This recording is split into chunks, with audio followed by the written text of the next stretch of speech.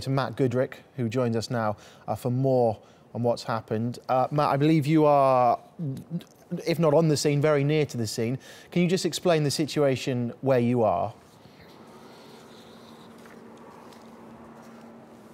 Yeah, absolutely. It was a lovely day here on Saturday in London. The sun was out, people enjoying themselves all over central London, in the parks, and also just over my shoulder in the London Bridge area, a very popular area for tourists, for families in London. But that peace, that enjoyment was really shattered just after 10 p.m.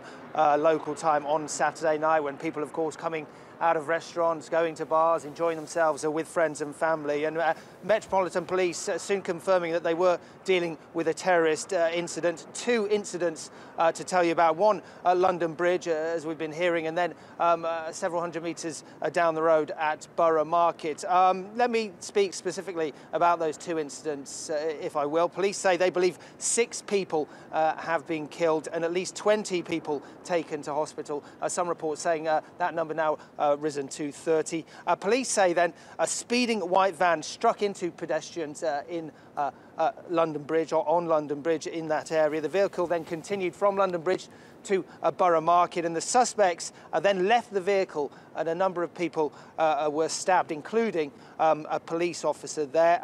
All 3 male suspects, we are told, were shot dead by police within 8 minutes of the initial call about the incident. They think that it's just those 3 people involved, although they're not really ruling out other suspects involved. Of course, the attack comes, just a week and a half after the Manchester bomb attacks, where 22 people were killed at the Ariana Grande concert, of course. The 3rd terror attack in the UK since March, and after the Manchester attack, as we've been hearing, the terror threat level was raised to critical, the highest level it can be, then brought back down to severe. You wonder over the next few days whether that threat level will be once again raised. Of course, we are coming up to a general election here in the UK. A lot of focus on that. The people go to the polls on Thursday. Theresa May, now her focus very much switches to this danger right now. She's made a statement today. She says, "Our thoughts are with those who caught up in the dreadful events." The Prime Minister will chair a meeting of the government's Cobra Emergency Committee, in just a few hours' time. Matt, we heard from our correspondent Simon McGregor-Wood a few moments ago saying that this incident has now been declared over, but I presume where you are, we are seeing live pictures now. There's plenty of police still on the streets. I can see fire engines there as well. Is the area still in lockdown?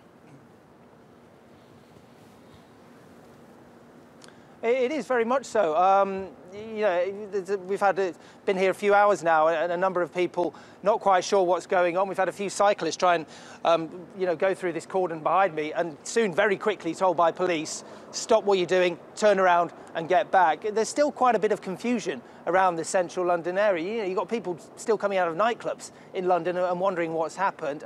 This area behind me, police have it cordoned off, and it doesn't look like that. The cordons will be taken down anytime soon. So at the moment, it does seem like police are keeping cautious. Obviously, we heard that those 3 suspects were killed on the spot, but police not ruling out if there are more people involved in this incident still at large. And Matt, can you just give us a sense of what particularly the Borough Market area is like, and what it's likely to have been like at 10 o'clock on a Saturday evening?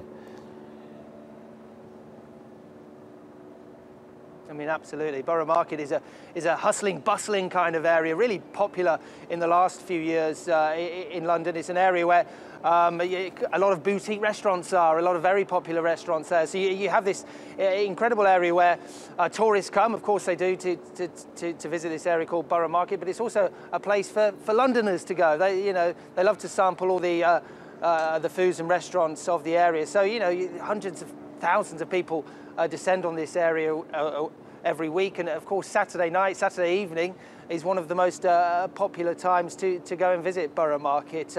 So you can only imagine how busy it would have been at that moment, and so you can imagine how worried, upset and people were around that area. We've seen the pictures of people fleeing the scene, of police entering restaurants and telling customers to get down on the floor and get under tables. Have you been able to speak to any eyewitnesses or hear eyewitnesses' accounts of how the incident unfolded? Yeah, we managed to, as you can see just over my shoulder, I'm not sure if you can, but here's a cyclist who's just tried to break through the cordon and soon quickly told by the police officer, turn around, go the other way. So it's just kind of highlighting the kind of worry here at the moment. In terms of eyewitnesses, yes, I did speak to one eyewitness earlier who was actually in one of the restaurants that was in lockdown. Police rushed in. You've probably seen the pictures already. Everyone told to get on their kind of hands and knees and go low to the ground. We were hearing from this one eyewitness who then left the restaurant and was kind of so scared for his safety that the first thing he did, he saw a rubbish bin and literally dived in it and just hid for cover for 10, 15 minutes until he believed maybe the threat had gone away. So, you know, everyone kind of on tenterhooks, and we are hearing more and more stories, seeing more and more pictures as time goes on. OK, Matt, thank you very much. We will check back in with you later on the programme here on TRT World.